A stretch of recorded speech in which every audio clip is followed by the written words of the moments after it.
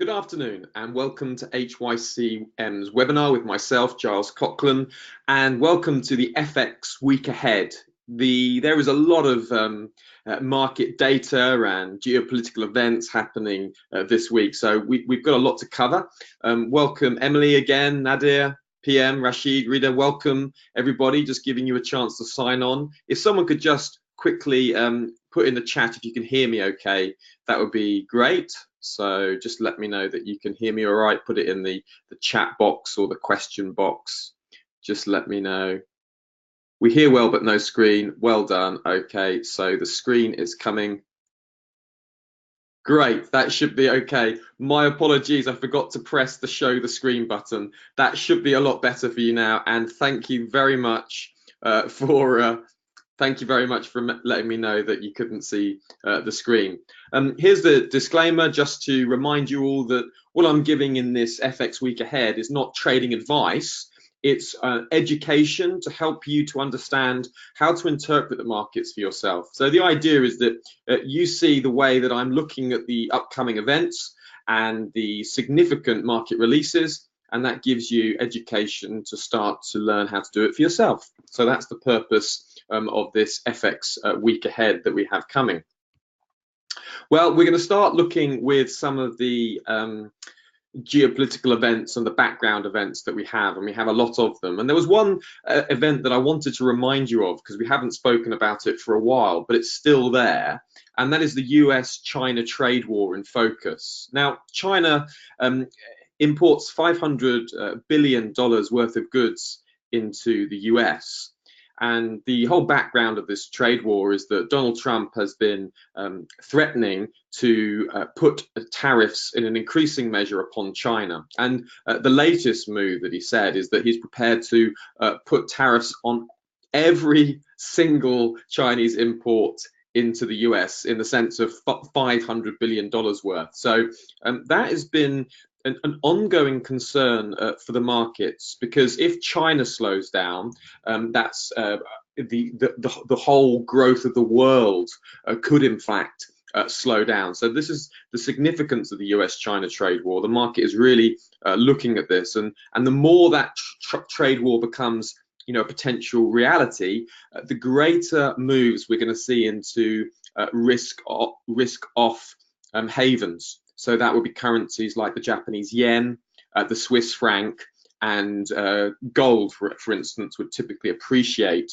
while the Japanese yen and the Swiss franc would appreciate as well. So that's just something to have in focus. Particularly, what we saw last Friday was Donald Trump started to make some really warm comments about China.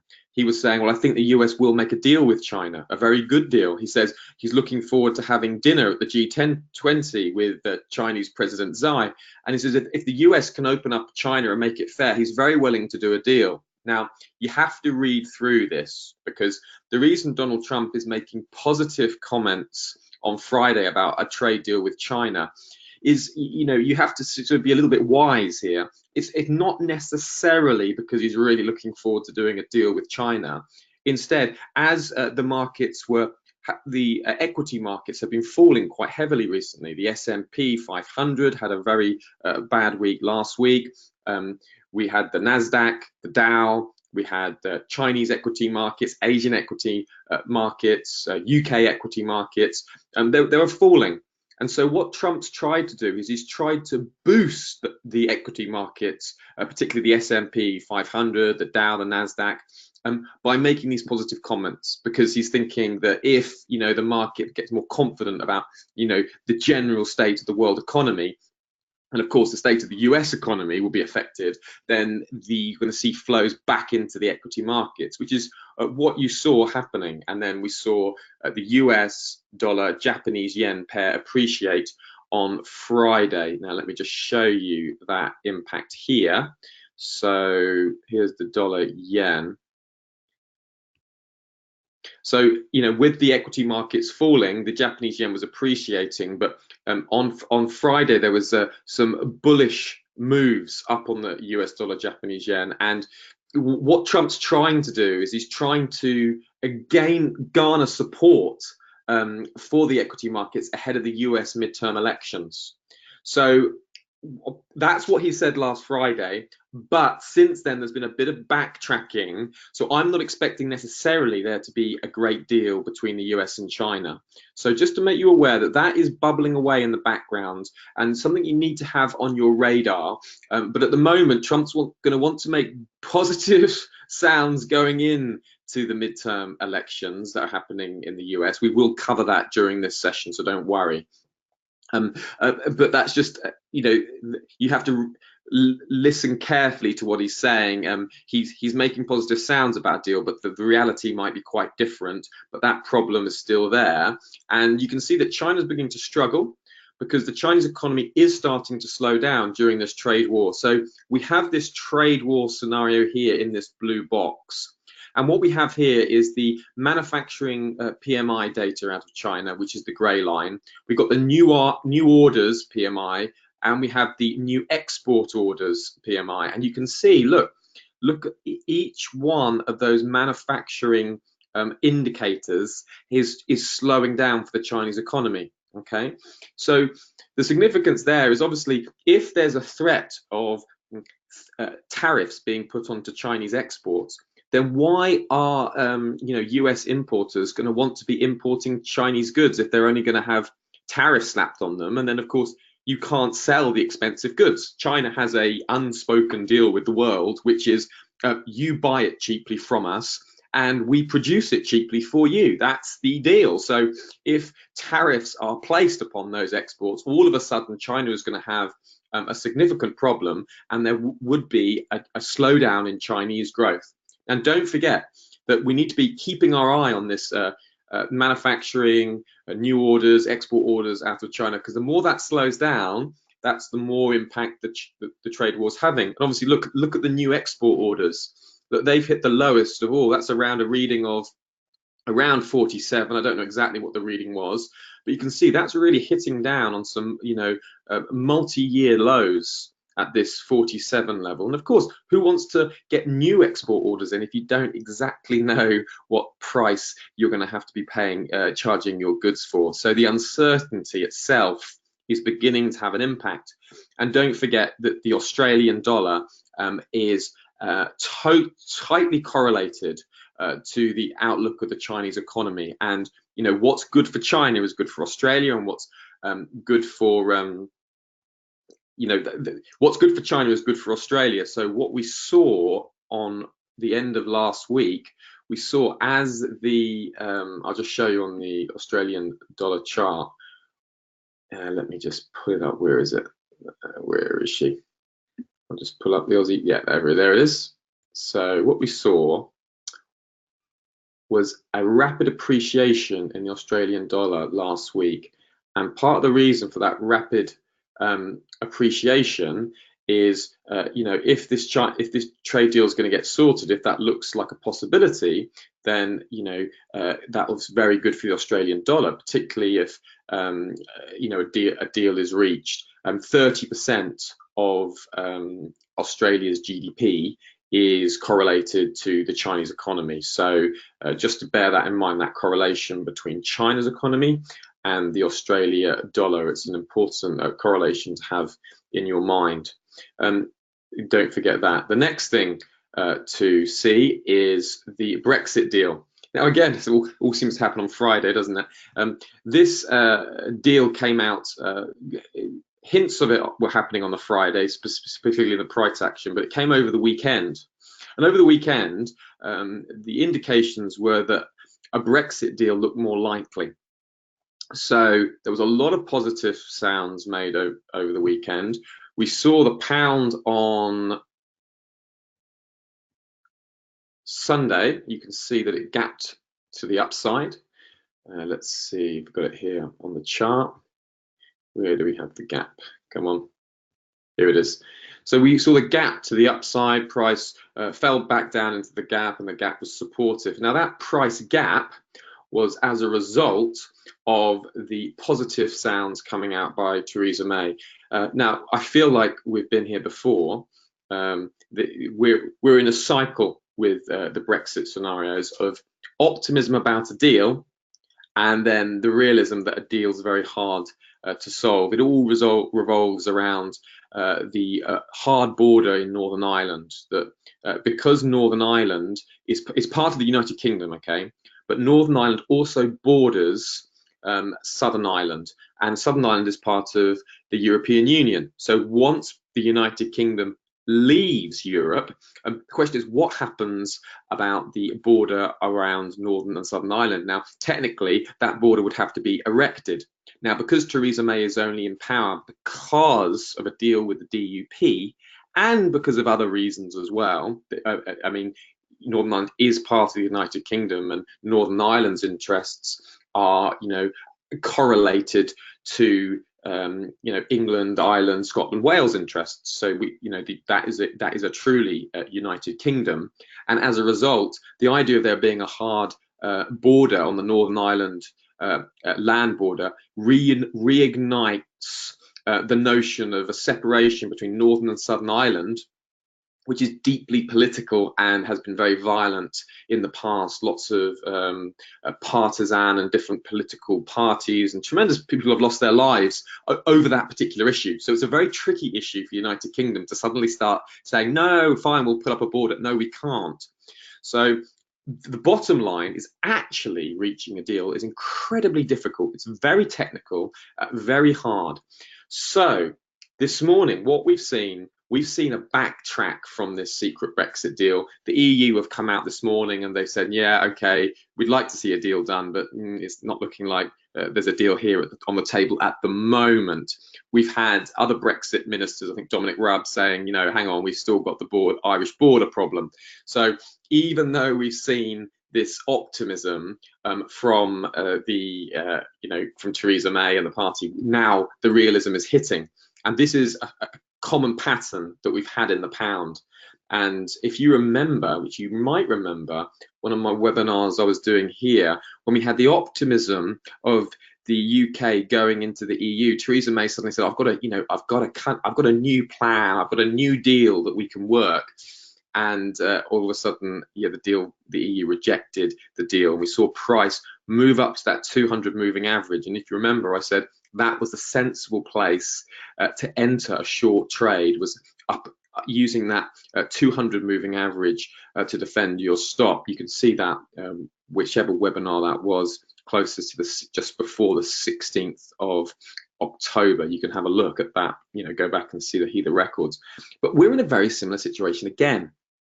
So what I'm anticipating is optimism followed by the realism. So the optimism is, yes, we can get a deal done, but the realism is it may be very hard. So if that's what we're seeing now, we have the 50 moving average here that is containing price. So you see price moved up to the 50 exponential moving average. It tested it, price rejected once. We had an open there and we have price. Let's see what the closing candle is, and that will be dictated by the Brexit news. Okay, so if there was a place to enter a short-term trade, would be with your stops just above the highs there, and you can make a play down into those lows. Now, with the US midterm elections coming up, that may not be so wise. However, the next obvious places and the smart places to enter would be looking at price at the 100 moving average, and then again at the 200 moving average. That would be, for me, that would be the smartest place to enter, with your stops above the 200 moving average. And again, this is not trading advice. I'm not telling you what to do, but I'm just educating you to let you know the sort of things that I'm looking at and how I would go about trading this scenario. You're looking at enter as price moved up against that 100 moving average. And then, you're looking at a decent stop, whatever that is. I can't quite see on my screen because my webinar page is let's see, hang on. Ooh, that's the wrong one, sorry. There she is. Right, I'll just move it to the side.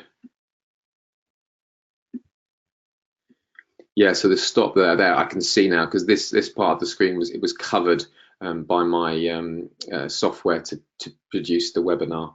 So yeah, a sensible stop. You see that, and that also corresponds with the round number 1.3200. So somewhere around 0.3200, you could have a stop about 132.50, 132.75, and then you could make a play back down into these lows. That would be, you know, a fairly sensible location, depending on obviously the data that comes out. So keep your eyes peeled for that and look for when price returns up to that level. Set an alert. There's alertfx.com. You can set free alerts there, and it'll be sent an email to your inbox. So I hope that's helpful. Again, reminding you, not advice, but you know, just helping you educate and understand what to do. Now, the other thing to mention, yeah, so sorry. So this is the timeline again. I put this out last week just to remind you. So if there's going to be any deal done, it'll be at this November emergency EU meeting about the 21st of November. So that's a date to have in your diaries. There has been some talk about a deal getting done for that date. So, you know, looking for optimism into that potential level, and then selling off on the realism would look likely. Obviously, if a deal does get done, then the pound is going to appreciate. And the other way of playing this is, and this is what some people have been suggesting, is you know, having a very wide stop on the basis that they think a Brexit deal will get done. It's just a question of time. So some people are suggesting have a very wide stop, you know, 400, 500 points, well below these lows, and then making a play back up to this. That's obviously a longer term kind of trade. And for me, I wouldn't recommend that personally, because I think there's so much uncertainty about this Brexit deal. It really could go any way, and you've only got to remember the referendum of Brexit, how traders got many traders got that wrong and got misplaced. People didn't see Britain leaving the EU, and they did. So the unexpected can happen. So that's why I'm not for that particular approach. The next thing to mention is just a seasonal bit of information for you. November happens to be a great month for the US dollar. So in the last sort of 10 years, the dollar index, which is the combination of all the dollar pairs, has increased an average of 1.46%, and it's climbed 8 out of the 10 last years. Okay, so the dollar is particularly strong against the euro, the New Zealand dollar, the Swiss franc, and the Japanese yen. Okay, so that's just a seasonal, you know, characteristic for you to be aware of. Now, it doesn't mean that you should just go long US dollar. Obviously, we've got the US midterm seasonal elections coming up, and that alone would just give you pause for thought. However, what it does tell you is seasonally, there is a bias for US dollar strength. So that's worth bearing in mind. And if you ever have a reason to buy the US dollar, always have a fundamental or sentiment-based reason for taking every trade you have, then you know you have this information in the background. So just wanted to flag that up for you to be aware. Looking before we look ahead, Italy's budget deficit, that's still there. Again, a quick recap on that scenario was that Italy, a newly elected government this year, decided to submit a budget to the EU, which was a deficit of, I think, 2.4%, if my memory serves me correctly.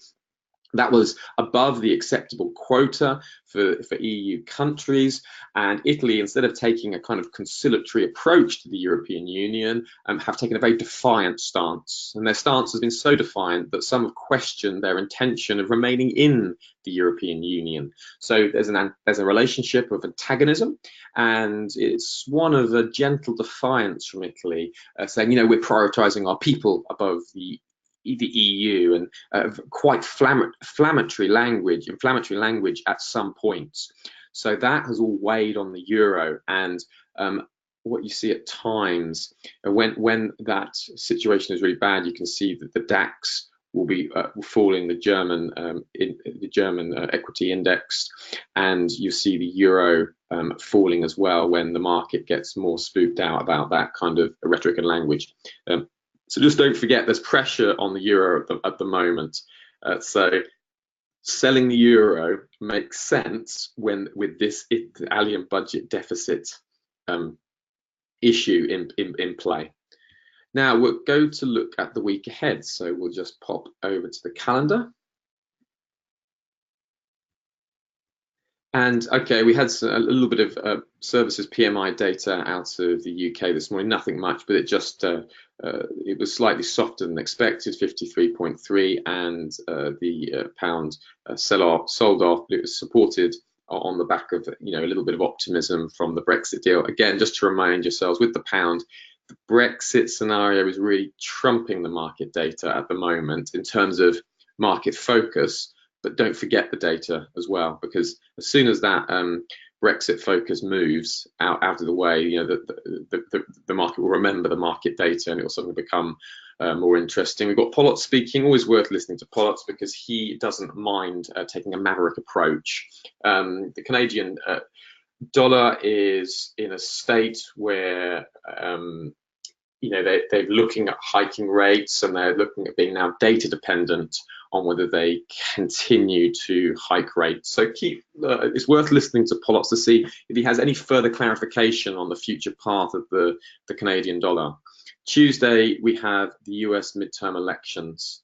Now, I did a little explanation for the US midterm elections. I'm conscious that not everyone here is going to be familiar with American politics. I want to give you a quick, 101 on what's happening at midterms. And basically, on the 6th of November, tomorrow, the Americans are going to vote to elect members of the House of Representatives and the Senate. Now, together, those two houses are called Congress. Okay, so you've got the House of Representatives and the Senate. Now, Trump is not on the ballot papers for these votes. It's not like you're voting Donald Trump. But at the moment, both the Senate and the House of Representatives are under Trump's Republican Party control. So they're the two big parties. You have Republicans and the Democrats. Trump is a Republican. Both of these houses, Representatives, the Senate, are under Trump's Republican Party.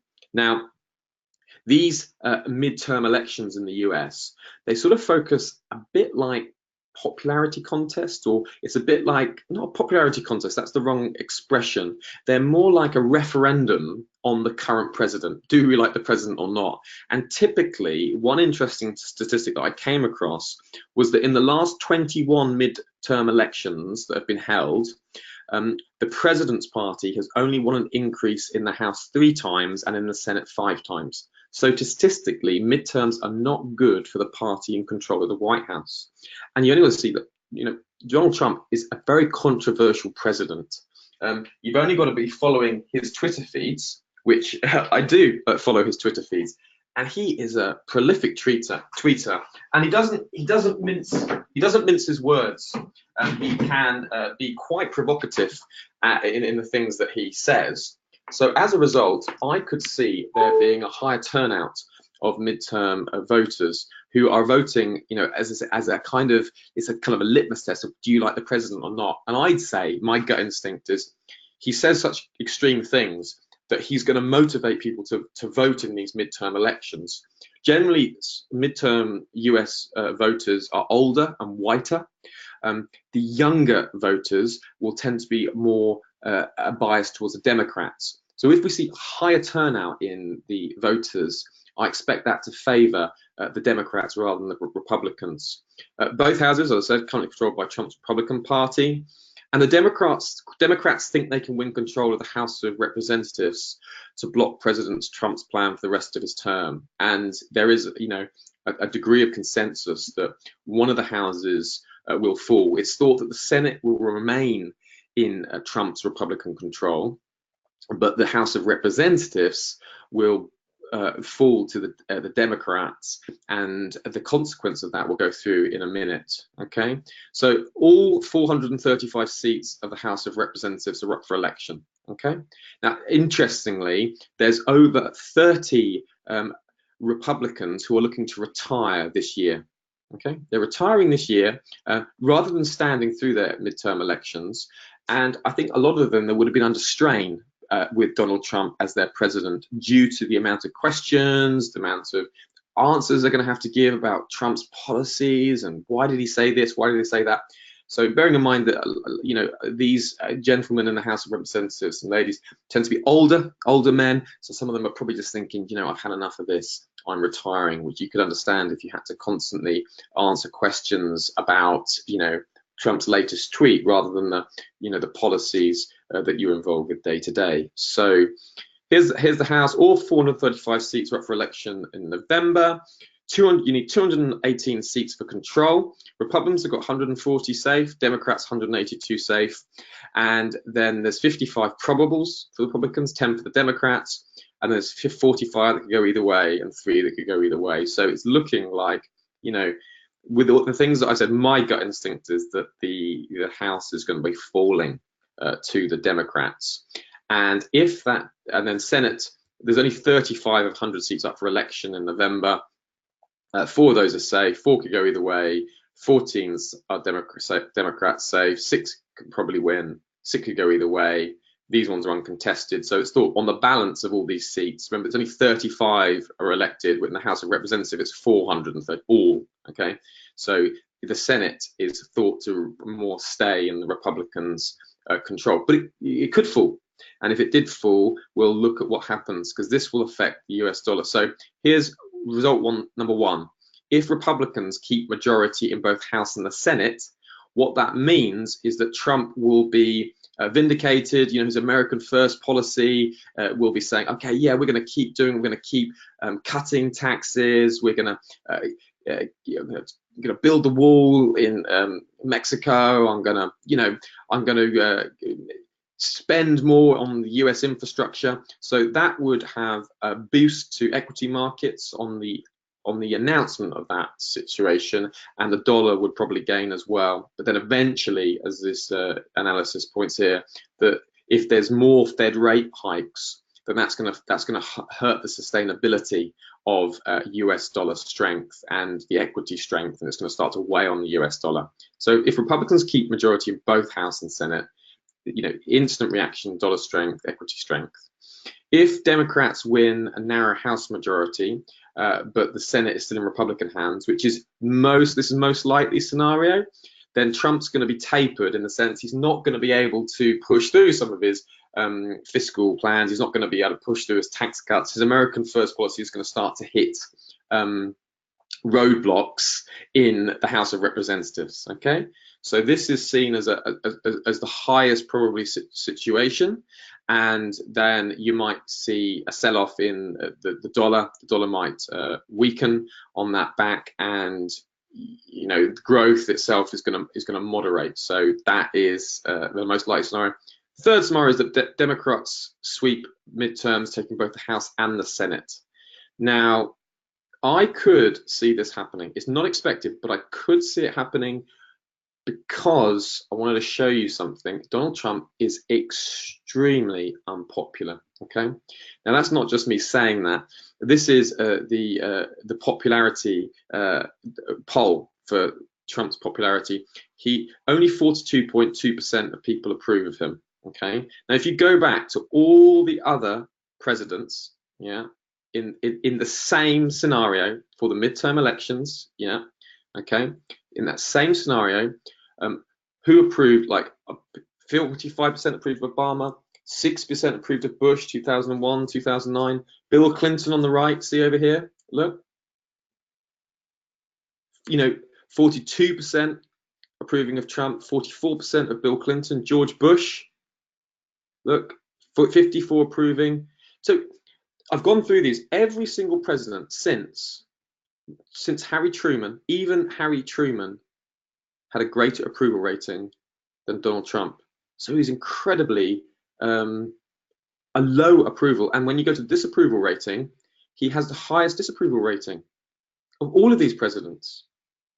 So that fact leads me to say, look out for this scenario, which could be a dollar negative situation. Okay, so that this scenario, Democrats sweeping both House and Senate, you could see some risk on sentiment, and you could see some US dollar weakness. Bear it in mind. Okay, I just want to follow that midterm election. It's a tricky one for folks to get their head around. So I hope that's helpful. I hope that's given you a little bit of an insight into the midterms. Now let's look at what else we have coming ahead. The situations ahead. Tuesday we have the Reserve Bank of Australia's rate statement. Now, they're expected to be on hold. They're not expected to be raising interest. They're not expected to be hiking interest rates. Their general consensus is that the next rate hike will be, next rate move will be a hike. In other words, it will increase from 1.5 to probably 25 basis points up to 1.75%, but they're not expecting that for a while, and analysts vary when they expect the next rate hike. Around May, could be 2019. For some analysts, they don't expect any rate hikes during the whole year. So look at the rate statement, and what we're looking from that, is there any deviation from that expected path?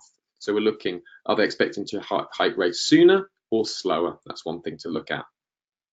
That's PMI data out of Spain, not particularly significant, but it does play into the wider picture of what's happening in the Eurozone. Is that growth happening? Draghi has been saying that Eurozone growth has been like having a slowdown in momentum, but the latest data is maybe indicating that slowdown is more of a turnaround of momentum. So that's going to be playing into that picture. Same with the Germany services PMI as well. And you've got the Eurozone PMI composite that's coming out. It's just worth bearing in mind, allowing that to come into the picture. We then have Australian construction index, not particularly of importance, but we have the employment change for the Reserve Bank of New Zealand. Now, this is significant because the Reserve Bank of New Zealand don't release their data as much as other countries. I think they only release it each quarter, so each release has more impact. So looking at the employment change and the unemployment rate, we also have inflation expectations currently at 2% for the Reserve Bank of New Zealand. But what we really want to look at for the Reserve Bank of New Zealand is the rate statement here and the interest rate decision. Now, it was in August when the Reserve Bank of New Zealand's Governor Orr, stated that the New Zealand would be on a lower rate for longer projected path. So that instantly saw a sell-off in the New Zealand dollar. So what we're looking for here is the last one was August, his last rate statement. What's he saying now? Is that still the case? Or does he see reason for optimism? Now, this is a commodity currency, and again, it is linked to China's economy as well in a similar way to the Australian dollar. So I expect him to be saying things like, although obviously the employment numbers will come into this. Global growth is at risk. We're not thinking of raising interest rates. We're still keeping to our dovish stance. That's what we're trying to analyze. When that data comes out, have a look at what he says. And then if you at first you're thinking, I don't know and just understand this, just search some analysts and see what other analysts are saying. Is there a departure from what he's saying? Is there a shift? The market's always looking for a change in movement. Then we have on Thursday, okay, again, let's looking at the exports, imports, trade balance out of China, worth keeping in mind for the reasons we've already mentioned within this seminar. We have the interest rate decision for the Fed. They're expected to stay exactly as they are, 2.25%, and the Federal Reserve is expected to raise interest rates one more time in December of this year. That's the anticipated path. We're looking for a deviation from that. We'll see hints of that deviation or any indication of it in the monetary policy statement. We have the Reserve Bank of Australia's monetary policy statement from their interest rate release earlier in the week. So again, that's worth reading in conjunction with the rate statement. It gives us an indication of why they reach their decisions. And then we have the GDP data out for Great Britain, expected to be a pickup of 0.6% versus a previous reading of 0.4%. And finally, I think that is it. That is it for the week ahead. Now, the other news that I have to give you is obviously that our workshops, well, they're not starting tomorrow. This is from, I haven't changed that. Workshops are tomorrow, 1 p.m. GMT every Tuesday. So you register for these workshops in our chat panel. Let's have a look. Yeah, so you can go to the website and you can register for the workshops tomorrow. And on the workshops, what I'll be doing is I'll be trying to put into practice and show you how to approach the markets on an intraday basis. Okay, so in other words, how do you understand the markets on a day-to-day basis? So some of the ways we're doing with the week ahead, and how do you actually put a trade on? How do you define? How do you limit your risk? Where do you place your entries? Where do you place your stops? How do you take profit? Those kind of practical skills. Again, it's not trading advice. The idea isn't you come and follow me and I'm going to give you trading advice and I'm going to be trading your account and you're going to copy my signals. That's not the idea at all. The idea is that you watch me, you watch the way I analyze the market, you watch the way I define limit risk, so that then you can educate and learn yourself to go and do it on your own. You know the old saying, if you give a man a fish, you feed him from a day, but if you teach him to fish, you feed him for your lifetime. So it's an educational principle. It's tomorrow, 1 p.m. GMT, every Tuesday we'll be doing that workshop. And the extra kind of emphasis that I'll be giving to tomorrow's workshop is how to place your trades. It sounds a simple thing, but you know, what's the difference between a buy stop and a buy limit? Sell stop, sell on limit. What's the difference in buying at market? How do you set your stops? How do you set your take profit? How do you put moving averages on the chart? Which moving averages have I been using in this FX week ahead? I'll be covering those kind of topics tomorrow and allowing you to open your demo account. I'll be practically talking you through those steps so that you can follow step by step. And I hope that's going to be a helpful thing. And if you have a look in the chat panel now, you will see you can register in the chat panel for the workshop tomorrow at Tuesday. And that will be a hands-on experience. And again, you know, when you go to those workshop, if you want to see something, let us know. I'll tell you the means by which you can contact us, because the idea is we want this to be helpful for you. We want this to be something that you use, that helps you grow as a trader, helps educate you. So that's it. The idea is to level up. Tomorrow, 1 to 2 o'clock GMT. Hope to see you there. And also, the FX week ahead will happen again next week, 12:30 to 1 o'clock GMT, here on HYCM. Well, thank you very much for listening and attending. I hope you have got a lot from the webinar, and I hope that it's helped you to look ahead, particularly with the US midterm elections coming up tomorrow. That's going to set the near-term path of the US dollar. So don't forget the US midterm elections are on. Keep your eyes and ears peeled for the results as they come through. Okay, guys, I hope you have a good week, and I look forward to seeing you next week, and hopefully some of you tomorrow for the workshop. Thank you very much, guys. Take care. Bye.